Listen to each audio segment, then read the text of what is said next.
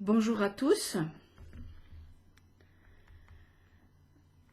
Un des grands maîtres d'Israël, appelé le Baal Shem Tov, suggère, démonstration à l'appui, que la violence serait une perversion du langage ayant perdu la dimension plurielle dont il est porteur.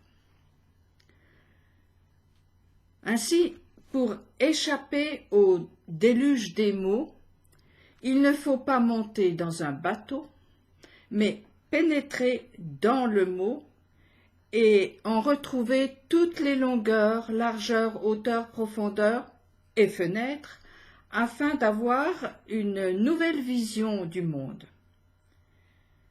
Et surtout de sortir du prêt-à-penser, à parler, à agir. Sortir du troupeau bêlant à l'unisson. Forte de ce principe qu'il est facile de vérifier, par exemple, nombre de disputes se désamorcent lorsque chacun s'explique sur le sens des mots qu'il entend ou bien qu'il utilise. Ainsi, j'aimerais partager avec vous une piste de réflexion sur le mot « définir », donner une définition. C'est tout de même étrange que ces mots servent à donner le cadre d'une chose, d'une idée. Nos dictionnaires nous donnent les définitions de presque tout, sorte de boîte que l'on peut classer, en longueur, en hauteur, comme vous voulez. Or, le mot « définir » commence par une négation, « dé ». Démonter, découdre, déjouer, détruire, débander. Et la liste est longue, où la plupart des mots commencent par dé. Et cela évoque une inversion d'action, une négation. Donc, définir devrait justement sortir du fini, des limites, ouvrir le mot, l'objet, l'idée, lui donner un avenir. Il n'est plus fini, devient infini. Je ne veux pas révolutionner la langue française. Mon but est déjà pour moi-même de sortir de certains mots qui nous mènent en bateau. Je vais commencer avec la question bien connue de David le roi. Qu'est donc l'homme que tu penses à lui, le fils d'Adam que tu le protèges? La réponse que l'on peut donner est que l'Adam est un quoi, une question. Il est une question qui ne doit pas s'éteindre dans une réponse définitive. Tiens, voilà encore un dé qui défait le fini. En réalité, l'Adam, créé à l'image que son créateur s'est faite, est toujours en mouvement, en marche vers un perfectionnement. Il faut donc arrêter de vouloir finir l'homme dans une définition devenue définition qui a perdu son objectif, ouvrir le fini à l'infini, libérer l'homme. David a posé cette question en regardant l'immensité de la création. Le philosophe Alain a dit « Une idée même vraie devient fausse à partir du moment où l'on s'en contente. »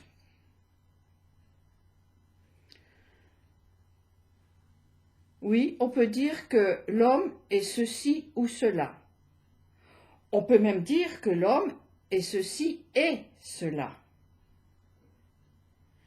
Mais en fait, il est bien plus encore. Il est infini Il faut le sortir de sa capsule définie, ouvrir un espace entre le dé et le fini pour permettre le passage d'un nouveau souffle. Ceci est impératif pour libérer l'homme de son statut, c'est écrit, c'est-à-dire le délivrer de l'écrit. La maladie, le mal dit, est l'expression d'un cramponnement exclusif à un but positif souhaité ou encore un but négatif récusé. À partir de là, le sujet perd sa flexibilité et se brise contre le mur qu'il s'est fixé définitivement. On ne peut pas parler de l'homme sans parler de sa source, un souffle divin qui en a fait une âme vivante, différente de l'âme animale. Un souffle comme un fleuve. Qui dit fleuve dit mouvement continu, tout comme le nom de 4 consonnes qui est un futur permanent révélé à Moïse. Je serai qui je serai. Ce n'est donc pas une identité immobile, surtout lorsque l'on apprend que la racine du mot « non », qui se dit en hébreu « shem », vient de la racine « sham », qui signifie « là-bas ». Bien plus, la première fois que le mot « shem » est utilisé dans la Bible, c'est au sujet du fleuve qui se divise en 4 branches pour arroser le jardin où l'Adam a été placé. Tiens, 4 branches, 4 lettres. Ce n'est certainement pas fortuit. Le nom, comme un fleuve, ne peut donc pas être fini. Sinon, nous sommes face à une idole. Il faut le définir en 2 mots. Ouvrir une brèche pour sortir de l'idolâtrie qui est pareille à un fleuve gelé. Le souffle glacé, celui qui refroidit et pétrifié, s'appelle Amalek. Dans le monde d'Amalek, l'espace et le temps sont figés. Il n'y a pas d'avenir, ni de là-bas. Le nom est extérieur à toute définition en un seul mot. Il nous apprend que l'identité définitive est une illusion et nous invite à penser au-delà, là-bas. Être signifie avoir à être, devenir, pouvoir s'inventer autrement, sortir du prédestiné. On ne peut pas définir ni Dieu ni son image qu'est l'homme. Par contre, nous avons le devoir impératif de les distinguer et de définir l'un et l'autre, donc de les libérer de nos préjugés et de nos sarcophages. L'homme est ainsi fait qu'il a son Dieu qu'il définit. Il l'imagine selon ses propres références. Amour, justice, bon, colérique, exigeant, papa poule, Père Noël, esclavagiste, etc., etc. Classé, étiqueté, ce Dieu est celui que l'homme s'est fabriqué et à qui il fait confiance. Souvent, la réalité lui donne raison, car cette réalité est façonnée par ses pensées et ses sentiments. Or, le prophète dit de la part du Dieu un, unique, qui ne rentre dans aucun moule aussi spacieux soit-il. Que le pervers abandonne sa voie et l'impie ses machinations, qu'il revienne à l'Éternel, il aura pitié de lui, à notre Dieu, car il prodigue son pardon. car vos pensées ne sont pas mes pensées, ni vos voix ne sont mes voix, dit l'Éternel. Mais autant les cieux sont élevés au-dessus de la terre, autant mes voix sont au-dessus de vos voix et mes pensées de vos pensées. Vous savez, l'idole est moins perchée sur des stèles ou peinte sur une toile. Elle est plutôt levée dans notre cœur et nos pensées, et là, elle est bien au chaud. Einstein dit « Il est plus facile de désintégrer un atome qu'un préjugé. » Sortir un peuple d'Égypte est une chose, mais sortir l'Égypte de son cœur en est une autre. Qui est Dieu? Qui est l'homme? Question fondamentale d'une vie qui trouve son sens dans la recherche permanente du meilleur. Une vie qui ne vient pas se fracasser contre les réponses définitives qui s'érigent en vérité. Car vos pensées ne sont pas mes pensées, ni vos voix ne sont mes voix, dit l'Éternel. Une des facettes du livre de Job qui m'interpelle le plus, c'est la marche de cet homme qui cherche à comprendre. Il est comme une victime d'un cyclone. Il a tout perdu et prend la route. Il rencontre des amis qui lui proposent des solutions.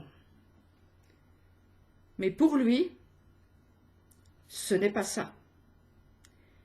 Il continue et à chaque trouvaille de ses 3 premiers amis, il se répète « c'est pas ça, c'est pas ça ». Lorsqu'il pense avoir trouvé, c'est un 4e ami qui lui dit « c'est pas ça », jusqu'à ce que Dieu lui-même lui dise « tu ne connais rien ».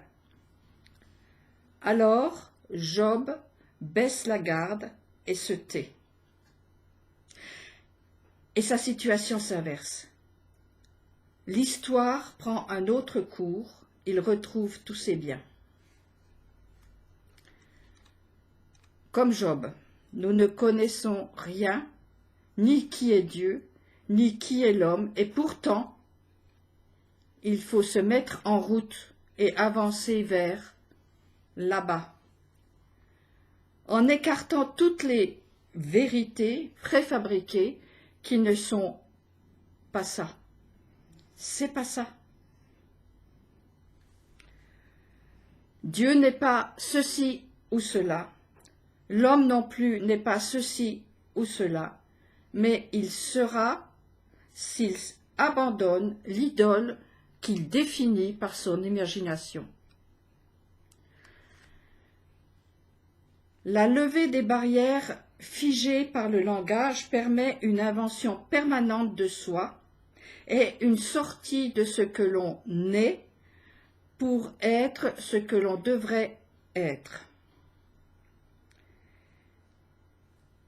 Il y a beaucoup d'esclaves dans le monde qui ignorent qu'il y a d'autres esclaves qui jouissent de les maîtriser. Vous savez, le maître est l'esclave de ses esclaves. Quelque chose les possède, les débarrasse de leur noyau d'humanité et les fait tourner en rond. L'esclavage est un cercle vicieux. Sortir du troupeau, c'est se définir, c'est en finir avec le fini, en suivant le berger infini qui s'est présenté sous un nom imprononçable comme une bannière. Voilà, j'en reste là. J'espère vous avoir donné du grain à moudre jusqu'à notre prochaine rencontre. À bientôt.